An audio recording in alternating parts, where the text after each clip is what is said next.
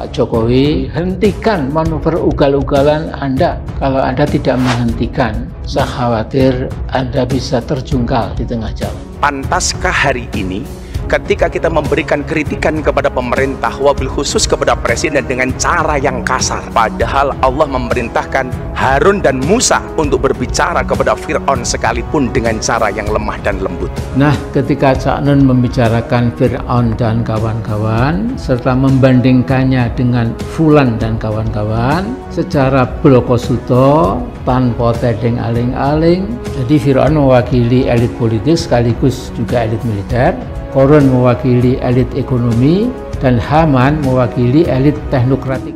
Sebaik apapun Pak Jokowi, kalau sudah benci dengan Pak Jokowi, menganggap jelek Pak Jokowi, padahal Pak Jokowi itu luar biasa. Dionek-onek ke Fir'aun, yang bilang Fir'aun sakit dijenguk, yang bilang Fir'aun sakit dijenguk. Kita doakan Cak Nun segera sembuh, amin. Itu hebatnya Pak Jokowi. Presiden Joko Widodo telah tiba di RSUP Dr. Sarjito Yogyakarta untuk menjenguk MH Ainun Najib atau Cak Nun.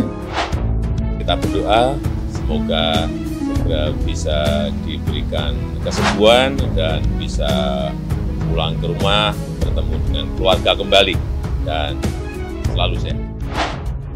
Karena Indonesia dikuasai oleh Fir'aun yang namanya Jokowi, oleh Korun yang namanya Antoni Salim dan 10 naga, gak 9, 10 saya kira. Terus Haman yang namanya Luhut. Fir'aun membangun kesatuan elit dengan menghimpun kekuatan elit politik, elit militer, elit ekonomi, dan elit teknokratik. Untuk apa? Untuk melestarikan kekuasaannya yang zalim dan biadab. Fir'aun itu salah satu karakter jeleknya apa? Dia ngaku Tuhan. Piye-piye Pak Jokowi ra tau ngaku dadi Gusti Allah.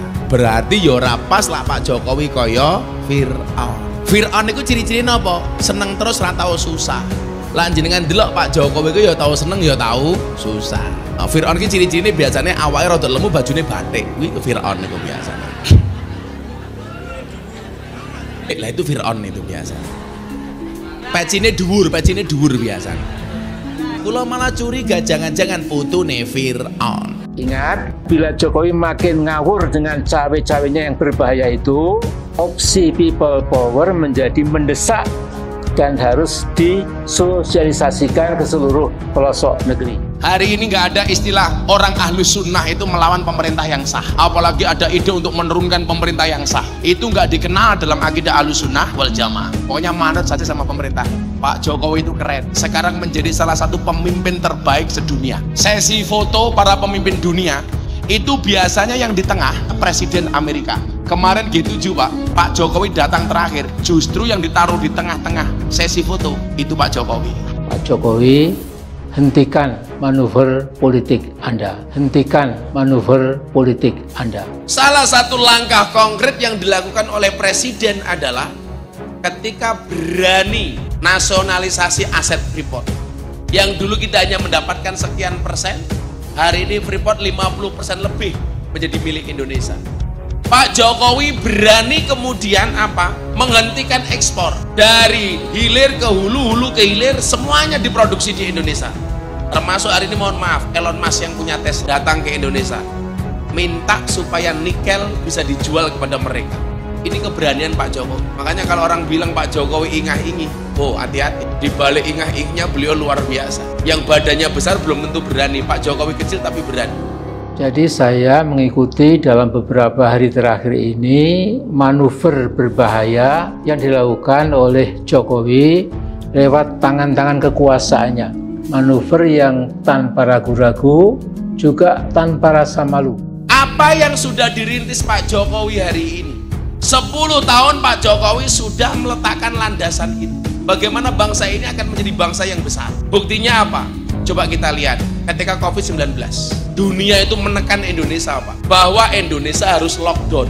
Tapi Pak Jokowi tidak bergeming. Nggak ada lockdown. Indonesia nggak mau. Tapi dengan semua kebaikan dan kebijakan pemerintah, masih ada pihak-pihak yang cerewet. Ada COVID, muncul wacana vaksin waktu itu, guys. Kelompok-kelompok keras ini menolak vaksin.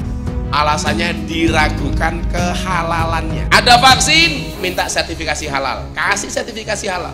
Begitu muncul sertifikasi halal, minta presiden disuntik pertama kali. Mau disuntik, mereka masih cerewet, minta live TV. Jangan sampai rakyat dibohongi. Begitu sudah live TV, mereka masih cerewet lagi, jangan-jangan vaksinnya beda. Cari-cari kesalahan terus. Tapi lucunya apa? Begitu dum-duman BLT, ngantri ngarep dewek. Menyatakan mosi tidak percaya pada kepemimpinan Presiden Jokowi, menyayangkan sikap DPR RI yang tidak menjalankan aspirasi rakyat untuk memakzulkan Jokowi melalui aktivasi hak angket. DPR RI semestinya menjadi alat kontrol eksekutif, bukan malah menjadi stempel kekuasaan Jokowi. Ketua MPR Profesor Dr. Amin Rais adalah penipu. Ini ke-52 kalinya saya bicara. Tapi gini ku, gara-gara Pak Amin Rais dianggap kualat kali Gus Dur, Pak Amin Rais raiso dadi presiden. Soalnya presiden Indonesia niku miturut Ronggo Warsito, presiden Indonesia iki mburine O. Lah jenenge Pak Amin Rais ora ana one. Lah ana one lucu, Amin Raiso. Gus Dur takoni wartawan. Gus Dur, nyalon presiden modalnya apa? Modal dengkul, itu pun dengkulnya Amin Rais.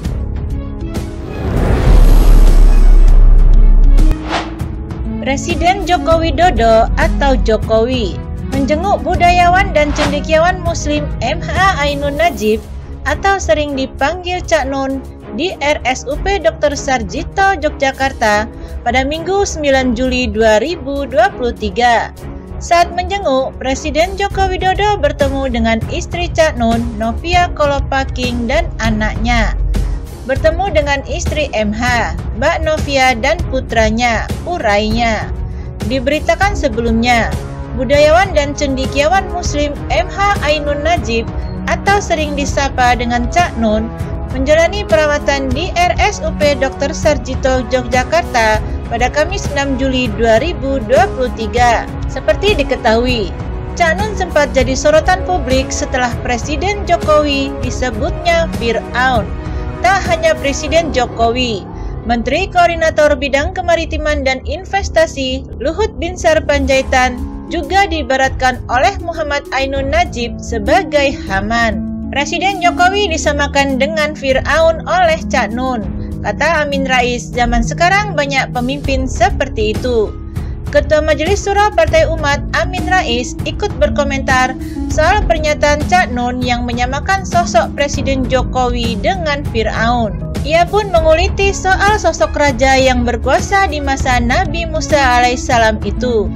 Ia mendedahkan bahwa kekejaman Fir'aun banyak dikisahkan dalam Al-Quran. Banyak ayat-ayat yang mengisahkan sosoknya, di mana nama Fir'aun disebut 136 kali di dalam Al-Quran.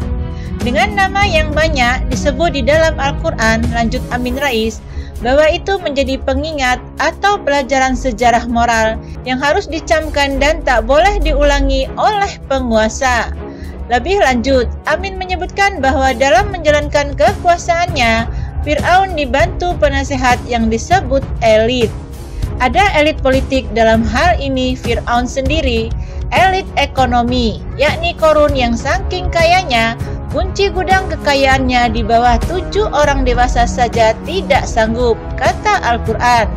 Kemudian ada elit teknokratik yang dipimpin Haman, jelasnya. Fir'aun juga mempunyai tukang sihir yang jasanya dipakai untuk menggertak dan meneror rakyatnya sendiri. Fir'aun juga memelihara ratusan tukang sihir yang berfungsi sebagai penggertak dan peneror rakyatnya, sekaligus semacam buzzer yang dapat bayaran tinggi. Nah, para penyihir ini menjadi penjilat dan buzzer murahan itu dikisahkan dalam Al-Quran. Ini cerita sesungguhnya, terjadi juga sampai zaman sekarang. Banyak berhubungan dengan kekuasaan yang absolut, menjilat kemudian meminta imbalan.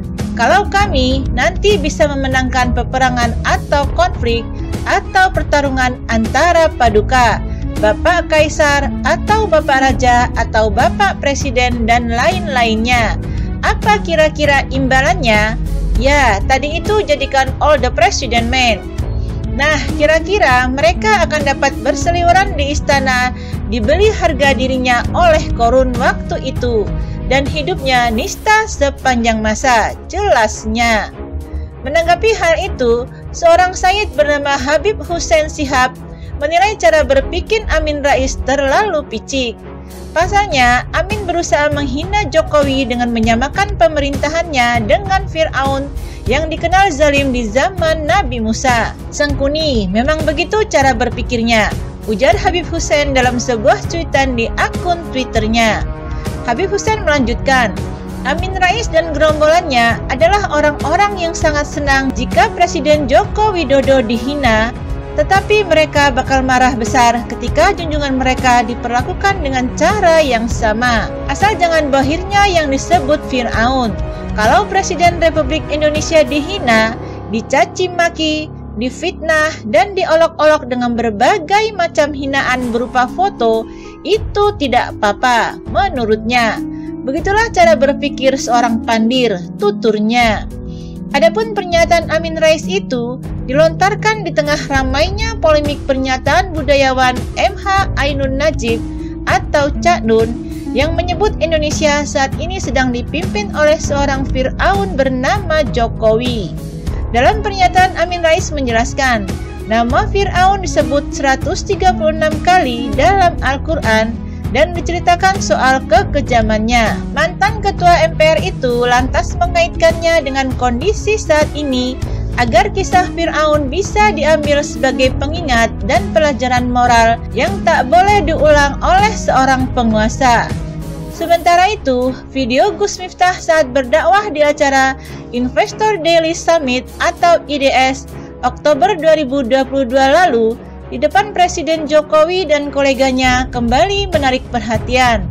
Sebab tema yang disampaikan sangat relate dengan apa yang tengah dialami Cak Nun alias MH Ainun Najib. Diketahui sebelumnya, Cak Nun membuat geger masyarakat setelah potongan video ceramahnya yang menyebut Presiden Jokowi sebagai Fir'aun viral di media sosial. Karena Indonesia dikuasai oleh Fir'aun yang namanya Jokowi, oleh Korun yang namanya Antoni Salim, dan 10 naga, enggak 9, 10 saya kira.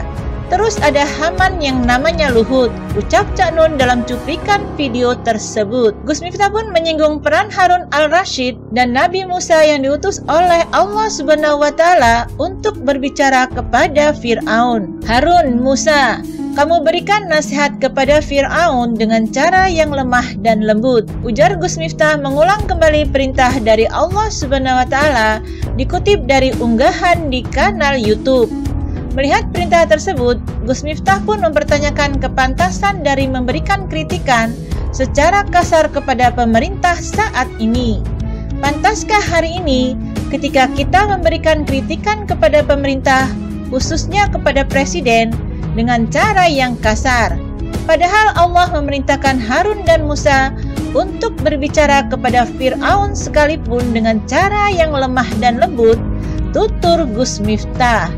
Gus Miftah pun mengatakan bahwa dirinya tidak heran jika ada ulama yang ditangkap pihak kepolisian karena memberikan kritikan secara kasar. Ketika ditangkap polisi, kesan yang terjadi adalah kriminalisasi ulama. Saya katakan tidak ada kriminalisasi ulama, tegas Gus Miftah.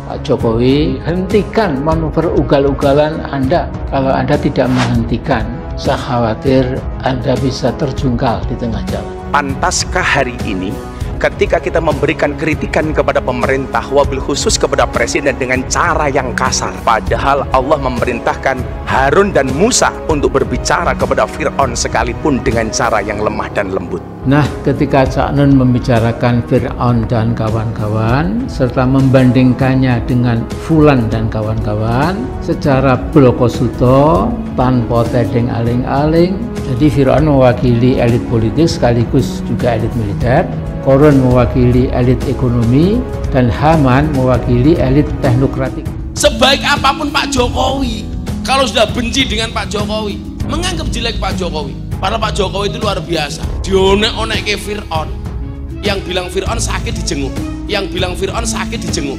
Kita doakan Cak Non segera sembuh, amin. Itu hebatnya Pak Jokowi. Presiden Joko Widodo telah tiba di RSUP Dr. Sarjito Yogyakarta untuk menjenguk MH Ainun Najib atau Cak Nun. Kita berdoa semoga segera bisa diberikan kesembuhan dan bisa pulang ke rumah, bertemu dengan keluarga kembali, dan selalu sehat.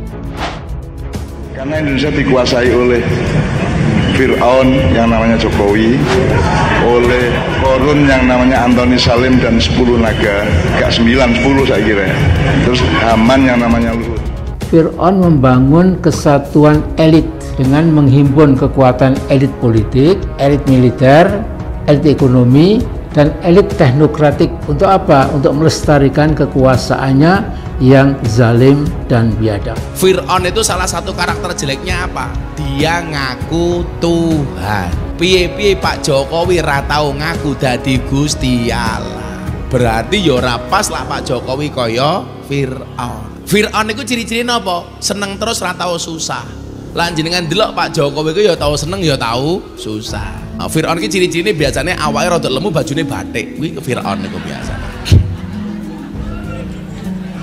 Lah itu Fir'aun itu biasa. Pecine dhuwur biasa. Kula malah curiga jangan-jangan putune Fir'aun.